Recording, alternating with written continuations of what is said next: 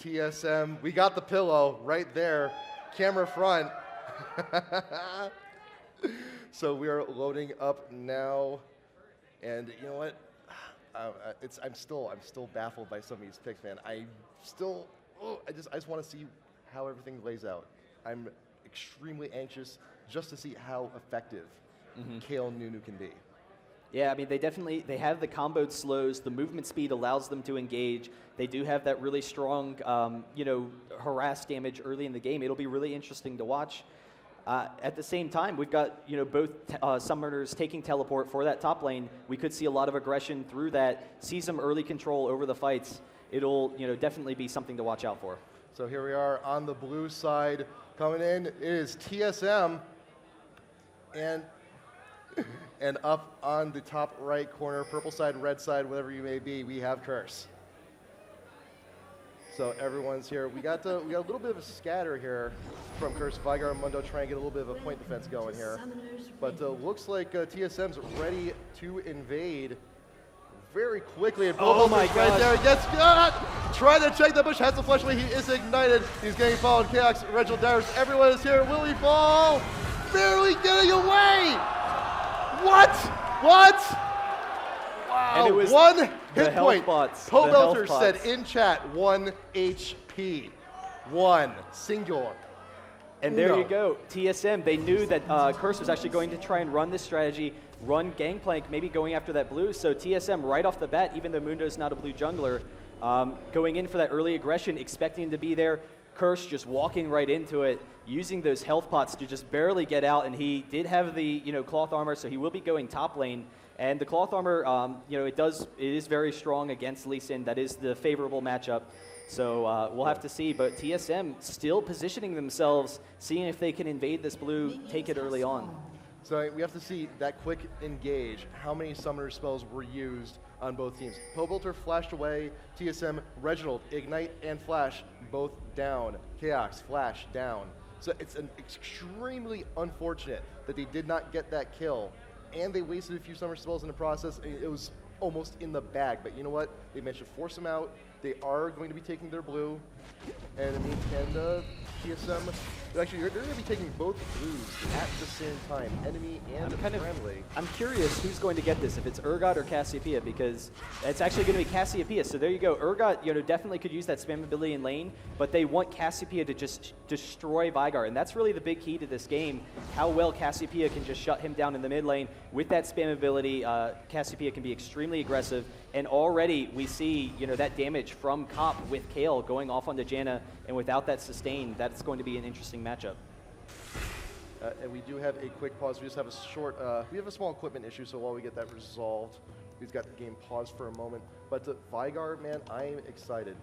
It's like every time we see Curse pick Vigar, and we are never disappointed, ever. Vigar he's not many pros are use Vigar with much frequency. I mean, we do have Night Jack. What are some other pros that actually use him? Big Fat is actually pretty well known for his Vigar. I was talking with him yesterday. He's definitely a favorite champion of his. Big Fat, known for that kind of fight control mid. He runs a lot of like TF, Anivia, Vigar, those really strong champions. And he definitely, Vigar is unusual because there was a time when Vigar was just too weak in lane. You couldn't play him. He didn't have enough control early in the game. But with the buffs that he received a couple of months ago, he's kind of progressively moved more and more into teams' repertoire, and they recognize how much fight control he brings later in the game. He's got great burst potential. All of TSM is, these short-range champions, Lee Sin, Udyr, Urgot short range, Cassiopeia. So Vigar, even though his team's short as well, he is going to have that stun. They're all going to line up for him, and he can just be like, there, I just stunned your entire team. I hit you with Dark Matter, and if he can, match up those early kills, that'll definitely, help them snowball pretty quickly. Cassiopeia is also, like I said before, one of the big, powerful AP mids at the moment. And we did a little math crunching before we came here. Cassiopeia, very popular pick, very popular ban over these past few weeks. But we're still feeling that. We're still on day one. We may see some more of her. What are some other champs we may expect to see later on in the weekend? I mean, there's just so many. I think that's the big thing with League of Legends right now is I've been playing since beta, and if you look back at beta, I remember coming in and there, it was a great game, but there were a number of balance issues. And now coming forward, there's been so many changes to the game. It is as balanced as it's ever been. You can play so many different champions. I really would not be surprised at all by almost any picks that we're going to see this weekend. I expect we're going to see almost the entire set, so it'll definitely be exciting. So we do see Kale at work bot lane, getting some range, putting some hurt down Onyx Special in the bot lane. Top of lane, Gangplank, Lee Sin, Pobelter, Dyrus going at it. The creature, it's still early on in the game. We're only 3 minutes in, and Vigar, actually, Reginald has already decided to back mana potion for him, so he's looking to stay in a little bit in lane just a little bit longer. Yeah, and he's kind of losing some of his blue buff that he could be using for that harass against Vigar, but at the same time, Cassiopeia is one of those champions who's naturally going to push the lane very aggressively, and he might actually choose to just naturally push the lane, and instead of trying to zone Vigar, just push him right in the tower to make it difficult for farming. But if Reginald is going to be pushing, and is going to be that aggressive style that we've talked about, that is going to leave him extremely vulnerable for ganks, particularly if Nijaki is able to hit that stun, and then get Mundo in range for the cleave. Reginald would definitely be very vulnerable, so that early ward allows him to protect against those Mundo ganks, allows him to be as aggressive as he wants in this lane. So Reginald now back in mid lane, Nijaki doing can, and we have Odd One going around trying to see where he should be able to go. Elements in the bush, in the river, down bot lane, and Crumbs now taking the Wraiths. X Special, Chaos, they're being pushed to tower just a tad, but Odd One, he's getting ready. It's going to be a pretty tough gank, but Nijaki is actually moving a little bit forward. This is going to be Odd One's Q, so he is coming in. There's the stun, able to avoid that gank pretty easily. But in the meantime, we got Crumbs moving up on top lane. Dyrus, he's in the bush, he's recalling, but Crumbs is deciding, they don't know he's there. Oh my gosh, and bot lane, Kale is actually just going to work on Chaos there. They threw off the Ignite and the Exhaust, but Chaos is okay now, and Kale's all out of mana, so we might see that lane moving to Urgot's advantage. It's close. It's close. There's just huge chunks of damage going on both sides. It's just a matter of who's going to be able to get that first kill down bot lane. And I think we may have a little bit of a range advantage for Chaos on Urgot if he goes ahead and he lands that after, just go ahead and home on in. But Pop, I mean, with that speed buff from Nunu, it could be the game changer. But yeah, and we actually are seeing Odd One coming in here, stealing some of that jungle, really focusing on this mid lane, wants to see if Nijaki, comes out of position, or Mundo's coming in for the gank. So we'll probably see him, squaring off there mostly. The Udyr decided to back off a little bit, just go right back into the jungle, and still a Chaos and X Special push 2 towers. So we will see. We have a recall from Cop and Elements. See what they're going to buy. Doran's Blade. We got some boots. Looking to gear up a little bit more, get some of that extra health. Second Doran's Blade for Cop actually, and Crumbs wandering around a little while, but Reginald taking a huge chunk. Yeah, I mean, that's the threat of Vigar. I mean, he's not even level 6 yet. He doesn't really have that spam ability where he can, continue pressuring that. So we'll have to see, what kind of an item build he's going for, but he definitely has that early burst damage. And we saw it right there. As he gets a couple more levels, as he gets level 6, there's always that threat that they're going to be able to pick up that quick kill on Reginald in that mid lane. Odd One is definitely sticking around mid quite a bit, but we're not seeing a whole lot of return on the time investment. But we do see Elements wandering around, trying to see what he can do, and actually being followed by Reginald, who's going down, wandering down bot lane and pinging it towards the river push. We may have an attempt on Cop and Elements here. Waiting for his moment, waiting to see if they're going to go ahead and push. Oh, wow. And Elements getting ulted right from the bush, and will fall down his first blood.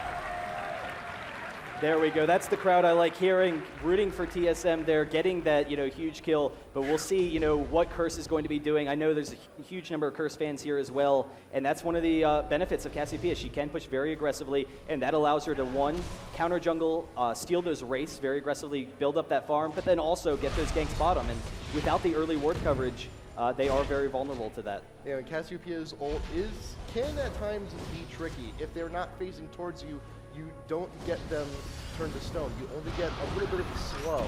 but fortunately worked out for him, and Kappa trying to get away from Chaos. Will take a few chunks of damage trying to retreat the tower at half health already. Dyrus, Pobelter up top lane, and Lee Sin versus Gangplank. Who, in the long run, who wins this fight?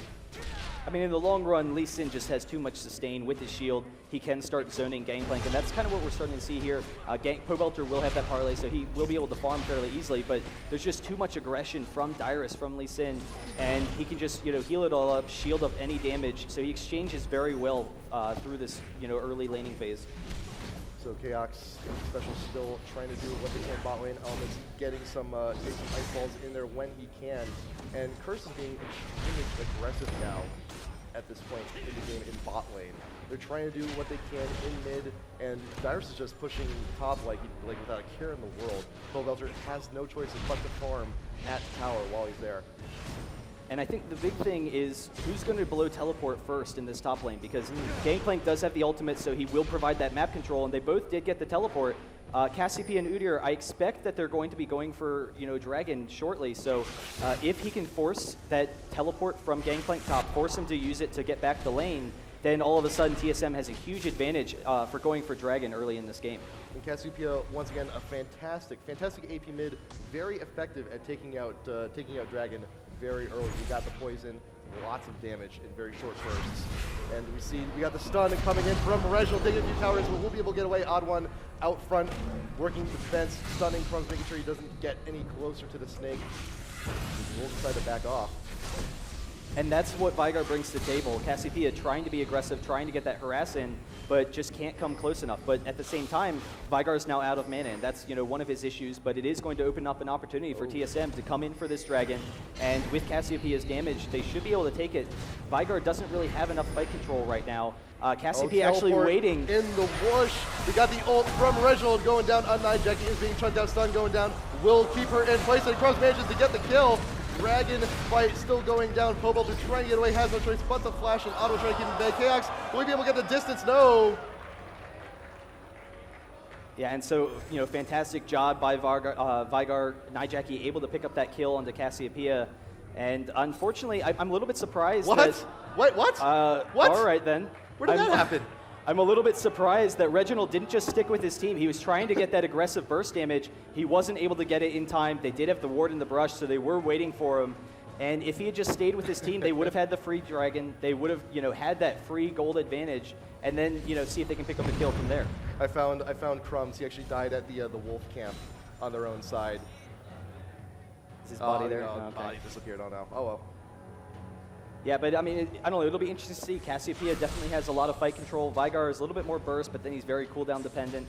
If you can control that blue buff from Veigar, then that really is going to hurt him a lot. He is going for a lot of mana regen early, and he already has that passive for that fantastic mana regen. But the lack of a large mana pool, rather than going for like a tier or a catalyst, it is going to hurt him if TSM can control the blue buff. So we'll see whether or not, as a team, they look to counter jump that. But actually, Chaos coming in here on top. He's stuck in the river. He's trying to get away. He is exhausted, being chased by 3 members of TSM. The bear stance comes in. He's trying to edge away, but it may not be possible. Crumbs is here, but a little bit too late, and Cop does fall. But Crumbs is now in a corner. Stun going down from Nijaki to try and protect him, and he will be able to get away. But Cop getting caught out.